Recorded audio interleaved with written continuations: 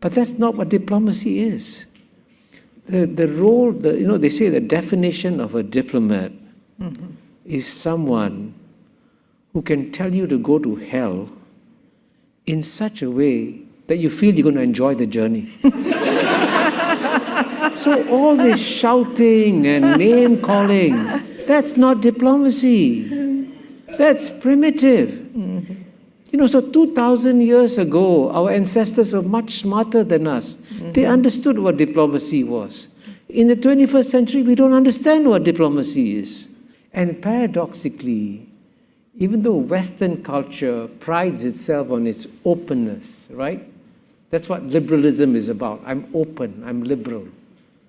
Actually, the Western mind finds it very difficult to deal with an other, which is very, very different.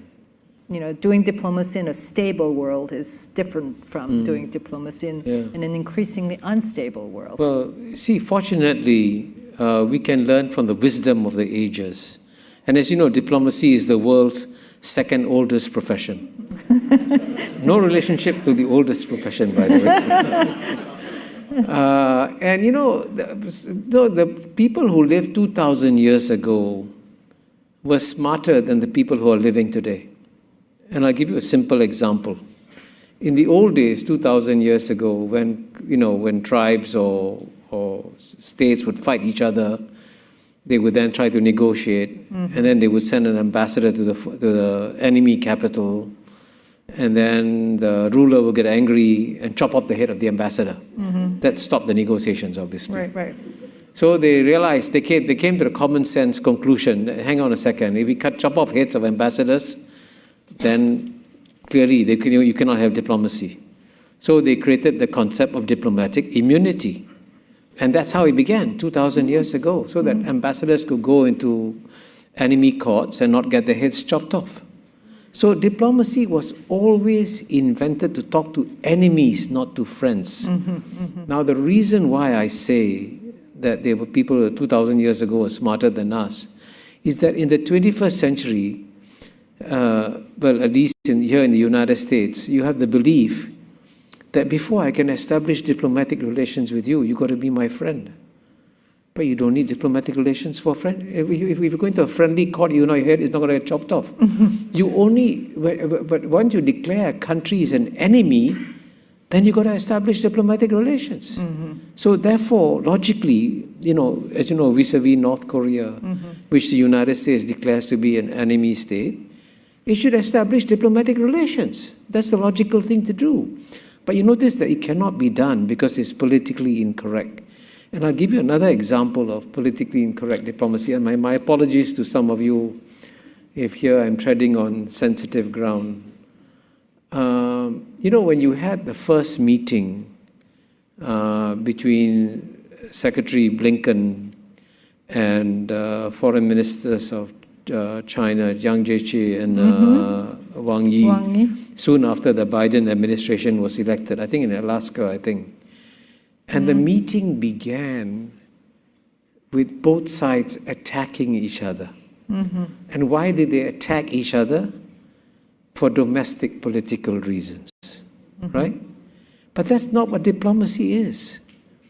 The role, they say the definition of a diplomat is someone who can tell you to go to hell in such a way that you feel you're going to enjoy the journey. So all this shouting and name-calling, that's not diplomacy. That's primitive. So 2,000 years ago, our ancestors were much smarter than us. They understood what diplomacy was. In the 21st century, we don't understand what diplomacy is. And when you talk about a multipolar world has been the norm since human history began. When you have a unipolar moment like the one between the end of the Cold War and probably next 20 years, that was an aberration. A unipolar world, bipolar world are all aberrations. The 21st century will be a multipolar world. And in a multipolar world, you've got to deal with complexity. You've got to deal with people who think and completely different from you. And that's why you need to go back to the old tenets of diplomacy. So tenet number one, if you're my enemy, first thing I do, I establish diplomatic relations with you. So I can see you, talk to you face to face and understand what you really think. Because I can assure you, unless you are there in the enemy capital, talking to everyone, you don't understand how they really think. You got to be there. Whether it's Iran, whether it's North Korea, whether it's any country. And then at the same time, you got to accept the reality that in all good diplomacy is about compromise. If any country tries to get everything, it's not going to succeed. So they should make it a truism for diplomacy that if any country goes for total security, it is creating total insecurity. Because if you have total security, your neighbor, your counterpart is not secure. What you want is a situation where both sides feel secure. That requires compromise between US and China, between India and China, between North Korea and South Korea, between all countries. You need to have compromise and learn to live and give and take. And actually, you know what? They've been doing it for thousands of years, but we've lost it. In the 21st century. We're increasingly incapable. we have become very ideological as human animals. And especially in the West, there's a great desire to pass judgment on countries and say, how can I possibly establish diplomatic relations with the Taliban? Well, you have to establish diplomatic relations with the Taliban because they're different. Right? I think part of the challenge is the public scrutiny that wasn't there 2,000 years ago. No, but the public scrutiny should be intelligent public scrutiny and should insist that at the end of the day, we are going to move into a much more smaller, more interdependent world. And I always use a simple boat analogy just to describe how the world has changed.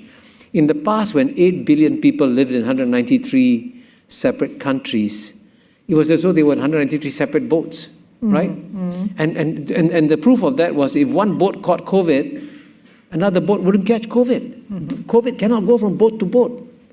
But now, the 8 billion people no longer live in 193 separate boats. They live in 193 separate cabins on the same boat. So that's why COVID goes from cabin to cabin. All 193 cabins got COVID. Now, if you live in a small interdependent universe all together, it's not just about protecting your cabin. You got to protect the boat as a whole. You got to protect planet Earth as a whole. And now with climate change coming, the most important priority in diplomacy today should be, hey, first let's save our planet before we continue fighting each other. That should be the priority.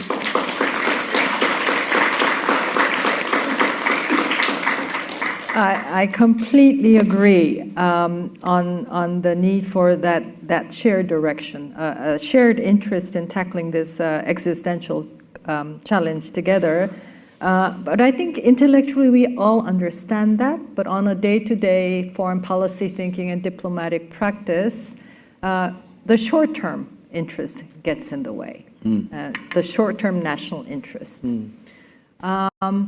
You mentioned India and China. We had the Indian foreign minister here just 2 weeks ago, and he exuded a great deal of confidence about India's rise. I think India is growing at 8% annually. Think of India growing at 8% for decades to come, and think how you're going to deal with that India. Right? Yeah, I noticed that Asia Society only likes Indians. Jai Shankar is Indian, I'm Indian. No, they're only Indians here. No, you should invite some Chinese also. We welcome all Asian leaders. I'm kidding. No. But so we asked him about India-China relations. Yeah. China is not doing so well these days. It's a bit of an economic downturn that seems hard to overcome. But India-China relations is difficult, and how the two sides manage this will be, a definitive influence on the rest of Asia, sure, and the world perhaps. So how do you see that unfolding? How do you advise the two sides to manage this relationship? Well, the way I describe it, I say that relations between China and India, they're not bad. They're very bad. No, seriously, I'm very, very worried. If there's one big thing that I worry about the future of Asia and about the future of the Asian century, is how these two Asian giants will get on, China and India. And actually, for most of the time, they were able to get along reasonably well. And indeed, when Prime Minister Modi came into office in 2014, I think, he had much longer meetings with President Xi Jinping than any other Indian leader had. And then, unfortunately, we had a very bad incident in Galwan in June 2020, where both Chinese and Indian soldiers lost their lives in a clash.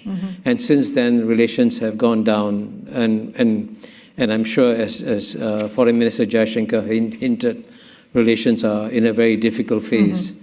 So, but at the same time, if China and India look at it logically, they both have tremendous growth potential. You're right in saying that Chinese economy is facing some short-term challenges, but I can assure you 10 years from now, the Chinese economy will be much, much bigger than what it is today. And 10 years from now, the Indian economy will be much, much bigger than it is today. And a former Prime Minister of India, Manmohan Singh, once said very wisely, he said the sky is big enough for both China and India to grow together. So, and I think that's the case. It's a question of both of them having to achieve a new modus vivendi with each other. And I think it can be done. You'll have to go back to the old-fashioned diplomacy of 2,000 years ago, where you compromise and you can work things out. And what about ASEAN in that mix? Well, I think ASEAN is the most underrated organization in the world. It has performed absolute miracles, okay? It has taken the most diverse region of planet Earth, Southeast Asia. By the way, just take a mental tour, all of you, to Latin America, to Africa, to Europe, to Central Asia. Go any part of the world, you'll never find the kind of diversity as you do in Southeast Asia, where out of 700 million people, you have 250 million Muslims, 150 million Christians, 150 million Buddhists, Mahayana Buddhists, Hinayana Buddhists, you have Taoists, you have Confucianists, you have Hindus, and you have lots of communists also in Southeast Asia. 100 million of them. So, you know, we have everything in Southeast Asia. It's the most diverse region. If there was one region of the world that was destined for war, it's Southeast Asia, right? And British historians call it the Balkans of Asia. But guess what? We've had, since 1967, the creation of ASEAN, we've had peace and prosperity. And ASEAN's economy has grown spectacularly. In the year 2000, Japan's economy was 8 times bigger than ASEAN. Now it's 1.3 times bigger than ASEAN. And by 2030, ASEAN is bigger than Japan. So this is a remarkable region. At the same time, to answer your broader question, ASEAN is playing also an important role of bringing other powers to come and talk to each other under the ASEAN umbrella. So you notice that the annual ASEAN meetings, which I think you attended, as you know them quite well, Kiek Hua. You notice how when the ASEAN countries meet, they invite everybody, and everybody comes. And that's amazing. No other region attracts so many foreign participants as ASEAN meetings do. So it shows you the convening power that ASEAN has. And the first way, by the way, the first lesson in diplomacy is that you got to talk to each other. You know, nowadays, there's still many countries where the heads of state can't talk to each other. Whereas if you come to an ASEAN meeting, everybody talks to each other. That's what ASEAN does. So this notion of ASEAN centrality, the first I came across it was almost the same time when this notion of the Indo-Pacific, replacing the Asia-Pacific as a geographical framing of the order came about. And I think it was, in fact, Prime Minister Modi who said ASEAN centrality, the centrality of ASEAN in the Indo-Pacific. I first heard it from him, and then it became ASEAN's own term as it's spelled out as Indo-Pacific outlook. Is that still, is that more of an, the aspirational side of it? And I think it would be great for that centrality to have the strongest substance it can have in terms of the internal solidarity and togetherness. But there is a great deal of difference, economic difference, political difference within the 10 ASEAN countries, and now to be 11 to include East Timor. Yes. So how do you then internally deal with the diversity, the huge gaps, for example, in terms of the economic conditions of the countries? You're right. ASEAN is the most diverse regional organization. And in fact, if there's one regional organization where members should be squabbling with each other, it should be ASEAN. But what's remarkable, there is very little squabbling within ASEAN. And I know I wrote a book called The ASEAN Miracle. And one thing, we still don't fully understand why ASEAN is successful, by the way. But one fundamental reason could be because of Indonesia. Because traditionally, most regional organizations fail because the largest member state tries to control the other states. I mean, it happens in the Organization of American States, OAS, which is dysfunctional, Whereas Indonesia, as the largest member state of ASEAN, hasn't tried to dominate ASEAN. But more importantly, within Indonesia, the most populous people are the Javanese.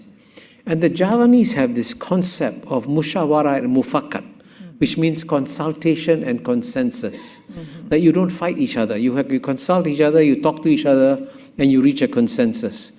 And somehow or other, the Indonesians have planted the DNA of musyawarah and mufakat into ASEAN.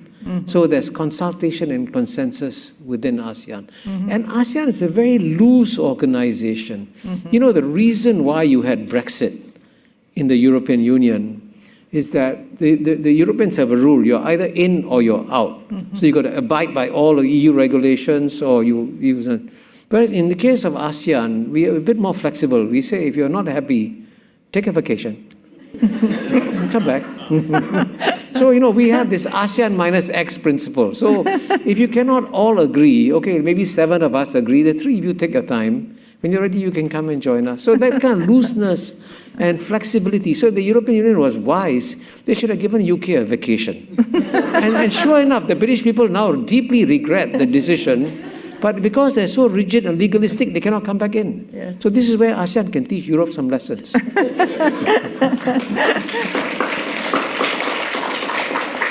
Before I give the floor to the audience, I have to, of course, ask you about the current situation in the Middle East. I mean, we're talking about Asia rising, optimistic, but we have these terrible wars going on in other parts of the...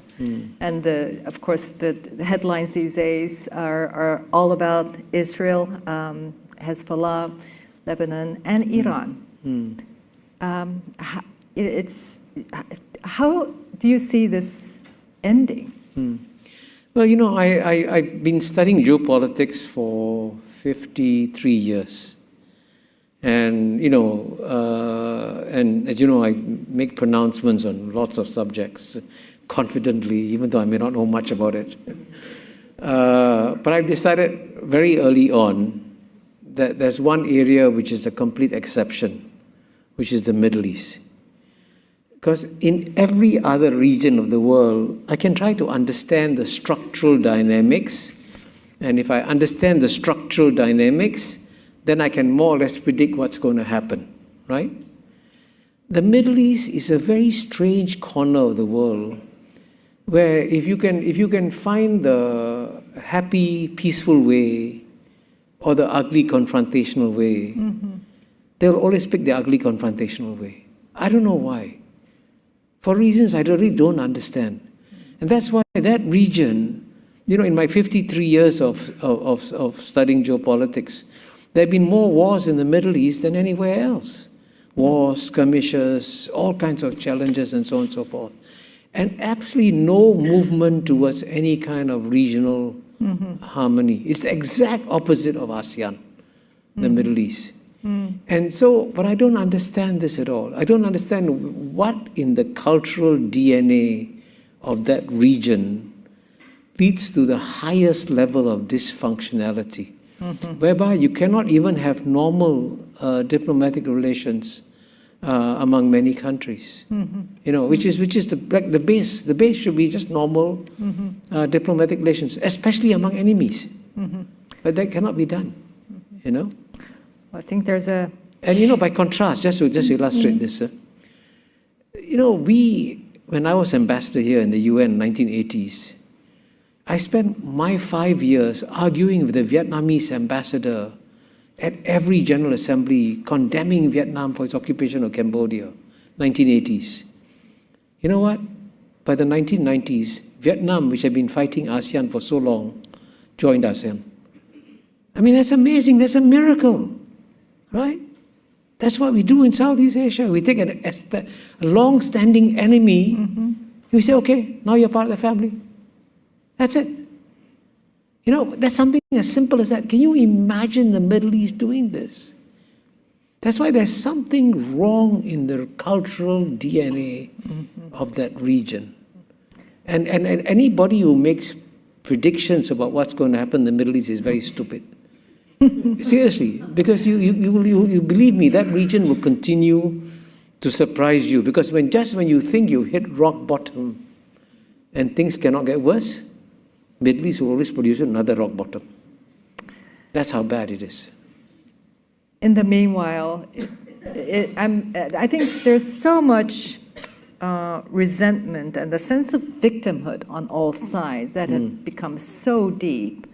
And so it makes it very difficult to find cool-headedness in the midst of all of that to work towards a solution. But in the meanwhile, you have people being killed, suffering very on sad. a day-to-day basis. So that's a rare moment when Kishore doesn't have an answer.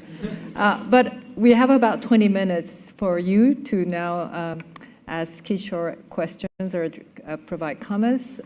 So if there are hands raised, I will go to the young gentleman on the fourth row there. Hello, thank you very much. My name is Adam DePico. I'm a student up at Columbia, CEPA. My question is sort of based in the Indo-Pacific. What is clear, the stakes have never been this high with the increased tensions between the US and China. Sorry? The stakes have never been this high with the stakes never been this high with the tensions which have prevailed in the Indo-Pacific with the US and China. US-China. And my question sort of lies on what more can Singapore play in terms of a role to keep the guardrails of economic stability, given that if any conflict were to emerge, Singapore would no doubt be caught in the crossfires given the choke point of the Malacca Strait. Thank you. Well, you're absolutely right. One of Singapore's biggest concerns is, not just Singapore's biggest concerns, by the way, ASEAN's biggest concerns, is being caught in the crossfire between US and China. And sadly, I hate to make this prediction because sadly, many of my predictions about the rise of Asia, fortunately, have been correct. But this is, I'm going to make an unfortunate prediction that the US-China contest will get worse over the next 10 years. The logic is already built in. It's very clear that, and the United States has been very open about this, that it cannot accept China as a peer. So the United States is going to try and stop China, and China is going to make sure it's not stopped, and that the contest will accelerate over the next 10 years. It's going to affect all of us. And so what the best that we can do is for ASEAN to stay united and for ASEAN to send a very clear message, which it has, by the way, so far, to say that, hey, we want to be friends with the United States, we want to be friends with China, we don't want to take sides. This is a contest between the two of you, but we don't want to be, get involved in this contest. And so far, that message seems to be understood in Washington, D.C.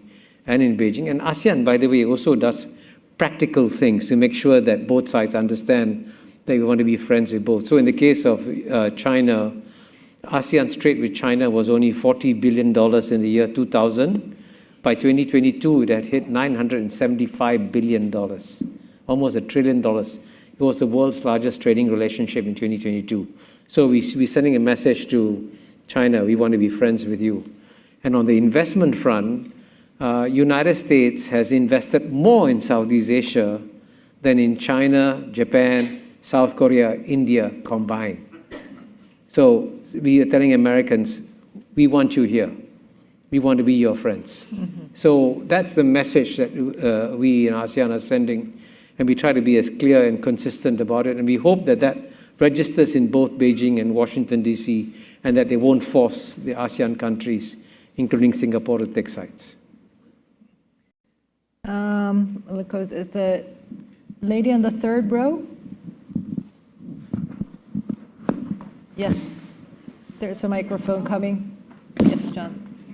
I believe she stood up. Yes. I'll be loud enough. My name is Shazia Rafi, former Secretary General of Parliamentarians for Global Action. Good to see you here again in New York, Augusta. I just wanted to ask a little bit from the experience that you had when you were on the Security Council many years ago, when the E10, were playing quite an important role in being able to deal with what is the main job of the United Nations, which is to maintain peace and security. And right now we are in a globe where two major wars are continuing to escalate, one which may even go beyond a regional war into something that is very dangerous. And the Security Council itself seems completely unable to get over the power and abuse of the veto, in a sense, being used, with its majority membership trying desperately but not able to move the council in the direction of enforcing some peace and security on both of these two regions. So I'd be interested. Which two regions, by the way? The war in Ukraine with Russia and the Middle East, both of which are, still raging, and that is the institution within that village council which the world is looking to, but it seems completely unable to do it. So I'd be interested in seeing, given your experience when you played a much more important role, where the E10 played a bigger role in the past, they seem to be unable to do so. Thank you. Sadly, I thought that things were quite bad when we were in the Security Council in the year 2001, 2002, because we were in the Security Council in the build-up to the Iraq War. And the United States was trying to get the Security Council to endorse its decision to invade Iraq, and the Security Council then refused to do so. And by the way, the United States was opposed by its friends like France and Germany and on its invasion of Iraq. But it created divisions. But still, nonetheless, despite the divisions, they were still talking to each other. The ambassadors were incredibly civil and polite. And so you had Sergei Lavrov as the Russian ambassador, Jean-David Lavitte as the French ambassador, John Negroponte as the American ambassador, Jeremy Greenstock as the British ambassador, Wang Yingfan as the Chinese ambassador. But we could all talk to each other and have a conversation going and so on and so forth. And that's what diplomacy is, by the way. Today, I understand they can't talk to each other. I mean, it's that bad. I mean, you can't even have a civil conversation of any real kind. And that's why you have to now, I think the Ukraine war and the Gaza war, unfortunately, are going to carry on for a while until you get some kind of real exhaustion of the different parties. But it will also carry on because there's no conversation at all going on among the great powers in terms of any direct contacts and conversations with each other. But that's exactly why diplomacy was invented, is when you have as difficult a situation as Ukraine, is when you should talk to each other. And by the way, if you organize a diplomatic conference, don't get like-minded people to come for the conference, because that's never going to solve a problem. Diplomacy works when you're not talking to your friends, is when you're talking to your enemies. That's what diplomacy is about. So I sadly predict that things were not going to improve in the near future in these two areas because there's no forces there trying to do something different. Thank you. On the, I think about 8th row up with the lady on the 8th row, I think. Thank you. My name is Barbara Jimenez, and I'd like to just go back to the Middle East for a moment and ask you whether you think part of the problem with a conversation between the parties in the Middle East has to do with a theocracy conversing with a secular society. And both the aims of the secular society and the theocracy are at total opposite extremes. How does that conversation work? Yeah, that's a very good question. Can a theocracy and a secular state have a conversation? Well, I think if we're going to survive the 21st century, we have to have conversations between polar opposites. Because, you know, we are moving into a completely new era of world history today, where you're going to have the rise of clearly non-Western powers, clearly. I mean, India is a non-Western power, for example, you know. And we have to learn to deal with different cultures, different civilizations. And one thing we have been able to do, let's say in Southeast Asia, is that Vietnam, for example, remains a communist state, by the way, you know, still. And, you know, Indonesia is the world's most successful Islamic democracy. But they still talk to each other. The ideology doesn't matter. What matters at the end of the day is what are your core interests on both sides and how you reconcile your core interests. And, you know, at the end of the day, even though Iran is a theocracy, Iran is also has one of the oldest civilizations, Persian civilizations in the world. And I can tell you one of the most able diplomats I ever dealt with in my life was my then Iranian counterpart in 2000, whose name is Javad Zarif. And he, you know, is a remarkable diplomat, modern, sophisticated, you know, speaks a completely modern language. And I can tell you that when he was here, some members of some of my Jewish friends in New York said, Kishore, can you arrange a meeting for us to meet Javad? I said, sure. So I organized a meeting where they came to my house and they talked to each other. So I've seen a conversation in my house between an Iranian diplomat and members of the Jewish community trying to figure out how we understand each other better. That's what you need to do. Regardless of how different you are, you got to talk to each other, regardless of how different you are. And paradoxically, even though Western culture prides itself on its openness, right? That's what liberalism is about. I'm open, I'm liberal.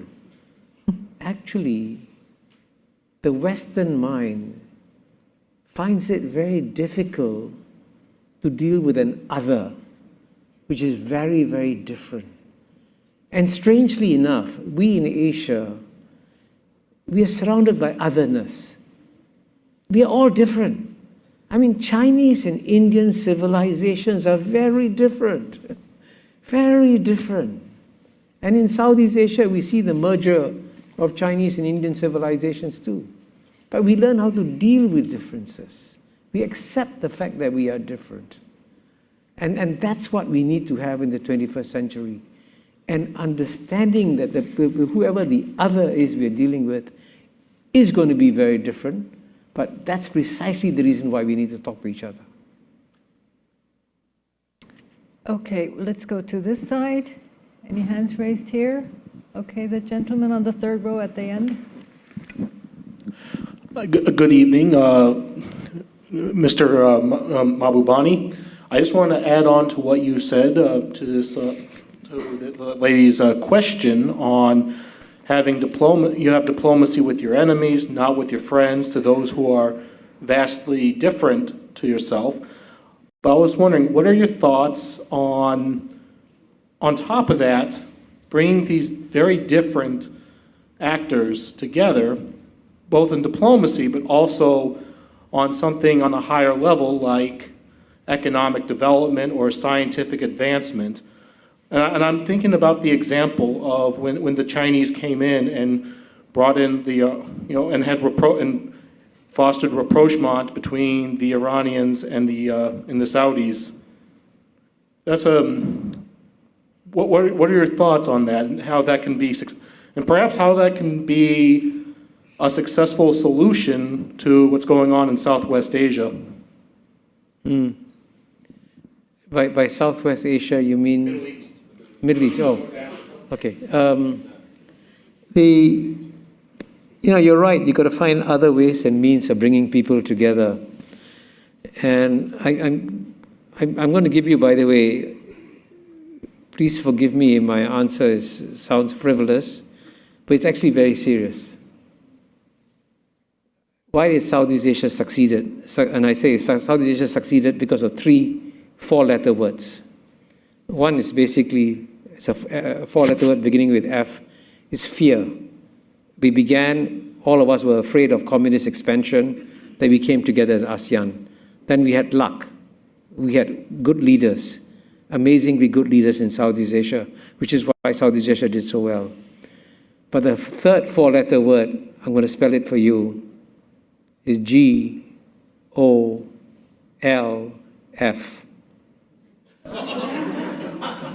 And I'm serious. I want you to know that I'm serious. I played golf with my ASEAN counterparts. And I knew that if I had a difficult problem to solve, right? And I gave an example in the book, Kyung-Hwa, you've seen this. Singapore proposed the idea of an Asia-Europe meeting because, Americans are Europeans talking to each other, Asians and Americans talking to each other, Asians and Europeans are not talking to each other. Singapore proposed an Asia-Europe meeting. But in those days, in 1990s, there was still some rivalry between Malaysia and Singapore. So the then Prime Minister of Malaysia, Dr. Mahathir, said, since Singapore proposed it, I will oppose it. That was the problem. So what happened? I went to ASEAN meeting, I played golf with my ASEAN counterpart, my Malaysian counterpart, Tan Sri Kamil. I played a round of golf with him, had a good game of golf, then we had a few beers. Then at the end of the beers, I said, Kamil, tolong, Malay word, help me. I said, I cannot get my promotion until you can persuade your Prime Minister to remove his objection. So Kamil, after very good friend, said, okay, Kishore, for you I'll do it. Sure enough, he spoke to his Prime Minister and removed the opposition. And that's how the first Asia-Europe meeting came about. It was a result of a golf game. And I can tell you in a game of golf, and I know there are many distinguished golfers here, you can find out about a person's character when you watch them play golf. Once a person kicks the ball out of the rough, I know who I'm dealing with, right? So, it's amazing. So, believe me, one reason why Southeast Asia hasn't had wars is because the chiefs of armies are too busy planning the next golf game. And I'm serious. And, if you can imagine a world in which Israelis and Iranians play golf with each other, believe me, it changes the chemistry significantly. So, this is where, diplomacy, I want to emphasize, is not new. It's been around for thousands of years.